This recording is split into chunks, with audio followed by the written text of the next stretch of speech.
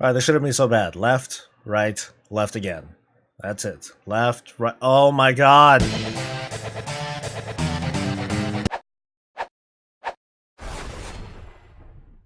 Hey, it's Sol, bringing you the World of Warcraft, and today we're gonna fight the heroic version of Star Augur Etraeus, or Star Augur. This is the multi-phase encounter where the tanks do quite a bit of the work, so let's get started. For today's loadout, we're using Holy Shield. Yes, that's right, ladies and gentlemen, I am recommending Holy Shield. After all, the vast majority of this fight is magic damage. Aside from a DPS increase, Blessed Hammer isn't going to do a whole lot for you. Moving on, I used First Avenger, Blinding Light, Blessing of Spell Warding, Hand of the Protector, Judgment of Light, and Last Defender. First off, we'll do the positioning for the first and second phase. Both tanks are going to be at opposite ends of each other, and the rest of the raid is also going to be split into two, also across from each other. The first phase lasts until 90%. Nothing special is really going on at this point, just hold on to the boss and live. Phase 2 will kick things up in a big way. The boss is going to cast Ice Burst on the current tank. It does a lot of damage and it'll hit anyone around it, which is why the group is split the way it is. After a little while, Gravitational Pull is going to be cast on that tank, and that's where the tank swap typically happens. If Gravitational Pull is on you, just hit your active mitigation before you get hit. This is going to happen 3 times, and each time you're hit, you're going to be afflicted with a debuff called Absolute Zero. The only way to clear this is to move to one of the groups. The way that I handle this is pretty simple. Get hit by the meteor when no one's around me, then move in and clear the Absolute Zero debuff from one group. Get out, get hit by a meteor again, and then go to the opposite group. And then I get hit one more time and I just go back to the first group again. Once I clear it, I go back to my original position, taunt the boss, and take another Ice Burst. Make sure you don't taunt back too early, otherwise you're going to Frost Burst the entire group. The sequence we use is to go to the left group, the right group, and then the left group again. That way the tank can basically do the same pattern just from his or her own perspective, left, right, and left again. This will go on until the phase ends. Frigid Nova is an attack the boss sometimes uses that does pretty big damage to the tanks. Reason being is because players that are clumped up will take reduced damage. You can help stack for this, or you can just pop a little cooldown to mitigate the damage.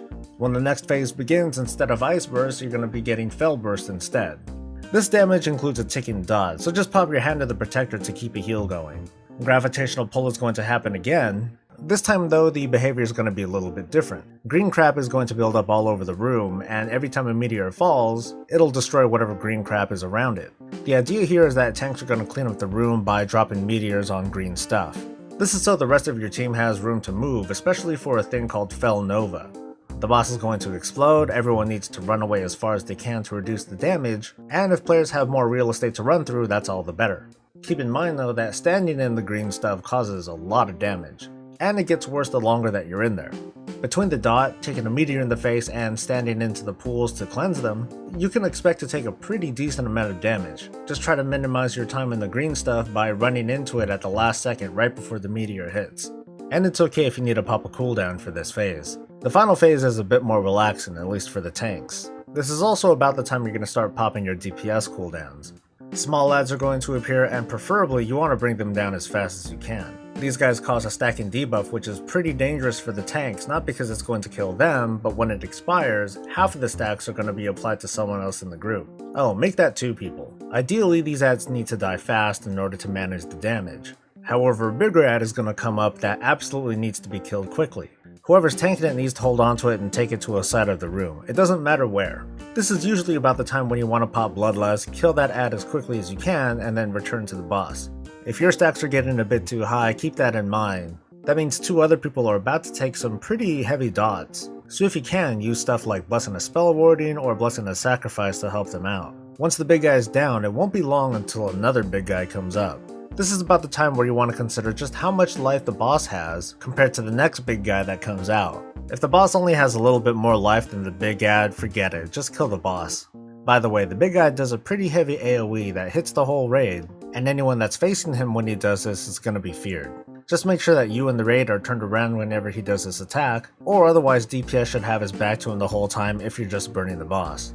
That about wraps it up for this boss, and I found this one pretty fun. As always, if this was useful for you, hit a like and sub for more content. I'll see you guys at the next boss, and stay breezy.